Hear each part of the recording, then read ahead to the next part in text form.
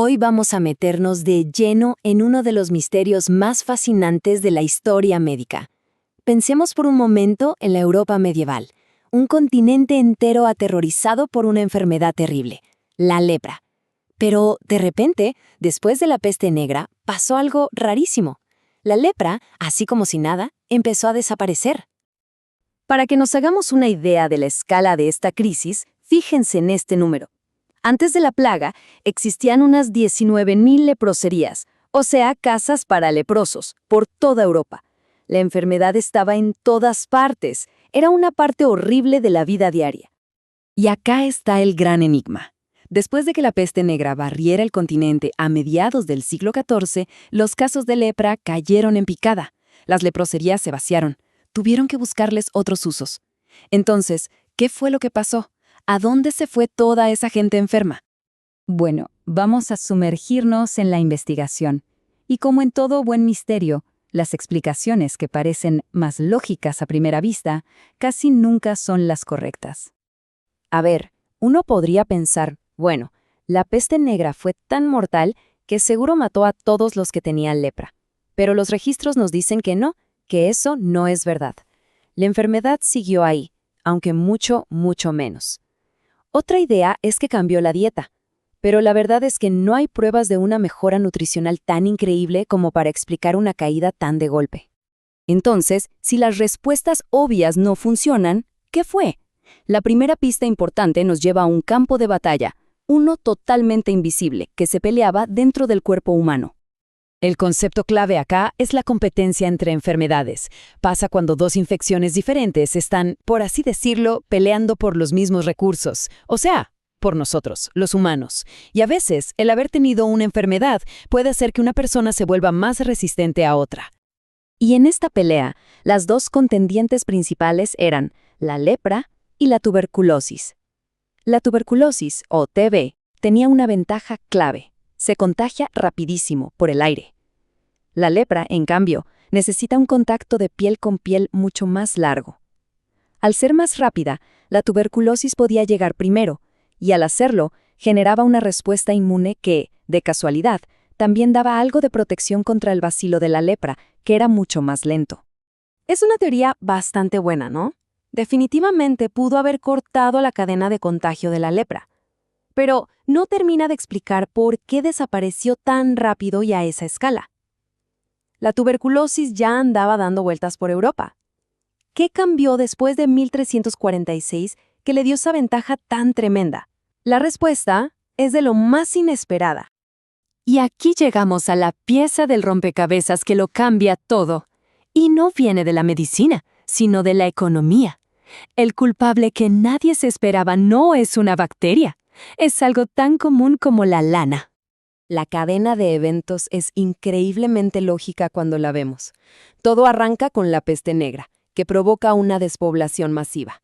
De repente hay mucha menos gente, pero la misma cantidad de recursos. Eso significa más leña para calentarse y, esto es clave, más ovejas por persona. El resultado, la gente, hasta la más pobre, ahora podía comprar ropa de lana, más abrigada y de mejor calidad. Y al cubrirse el cuerpo sin saberlo, rompieron la principal vía de contagio de la lepra, el contacto directo y prolongado de piel con piel. La escala de este cambio fue monumental. Para el año 1400, la población de Europa había bajado más o menos un 40%. Es difícil imaginar la cantidad de recursos que de repente estaban disponibles. Las tierras para pastar que antes no daban abasto, ahora podían sostener rebaños de ovejas mucho más grandes. El historiador William H. McNeill lo resume de forma brillante. Su frase dice básicamente que la relación entre menos gente y más lana es innegable. Esa simple ecuación es el corazón de la explicación más probable. Un cambio económico y social, no uno médico, fue lo que le puso fin a una de las enfermedades más antiguas de la humanidad en Europa. Pero la historia no termina acá, para nada, porque como suele pasar, resolver un problema muchas veces crea otros nuevos, totalmente inesperados. La desaparición de las enfermedades que se transmitían por la piel tuvo un efecto dominó que nadie, pero nadie, podría haber previsto. Y miren esta cadena de consecuencias. Es increíble. Primero, la peste negra hace que bajen las enfermedades de la piel, y eso crea un vacío. La frambesia, otra enfermedad de la piel, evoluciona para transmitirse sexualmente y se convierte en sífilis. La nueva abundancia de ropa de lana crea el hogar perfecto para los piojos, lo que provoca brotes de tifus. Y hasta hay un impacto cultural. Como todo el mundo usa más ropa, nacen nuevas ideas sobre la modestia. Entonces, para resumir, el fin de la era de la lepra abrió la puerta a la era de la sífilis y el tifus. La misma solución, la ropa de lana, que frenó a un enemigo, sin quererlo, le dio armas a otros dos. Es un recordatorio fascinante de lo delicado que es el equilibrio en la ecología de las enfermedades. Y ahora, vamos a ampliar la mirada, pero mucho, porque el impacto de la peste negra no se quedó solo en Europa. Es posible que haya redibujado el mapa geopolítico del mundo entero, terminando una era que había durado miles de años. Por 3000 años, la historia de Eurasia tuvo un patrón muy claro: oleadas de pueblos nómadas a caballo que salían de la gran estepa para invadir las civilizaciones agrícolas de China, India, Medio Oriente y Europa. Era un ciclo constante. Pero después de la peste negra, ese patrón de milenios se dio vuelta por completo.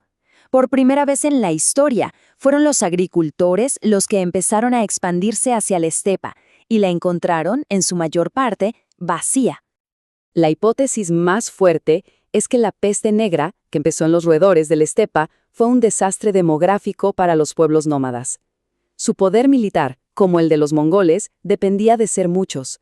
Con la población diezmada, su capacidad para dominar a los pueblos sedentarios se vino abajo, y eso le abrió el camino a la expansión de imperios como el de Rusia y el de China. Pero, y esto es lo más interesante, el resultado no fue igual en todos lados. En la estepa occidental, que tenía influencia islámica, la respuesta a la plaga fue de resignación, se veía como la voluntad de Dios, y la región quedó devastada. Pero en la estepa oriental, los pueblos desarrollaron costumbres para evitar el contagio, como no acercarse a las marmotas enfermas. Eso les permitió recuperarse, y para el siglo XVII, los manchúes estaban listos para conquistar China. La cultura, al final, decidió el destino demográfico. Y todo esto nos deja con una pregunta final. Desde la desaparición de la lepra gracias a la lana hasta la caída de los imperios nómadas, la historia de la peste negra nos muestra que algunos de los cambios más grandes de la civilización no los causaron ni grandes ejércitos ni líderes famosos, sino microbios invisibles. Y eso nos hace pensar, ¿cuántos otros momentos clave de nuestra historia fueron definidos por estas fuerzas que ni siquiera podemos ver?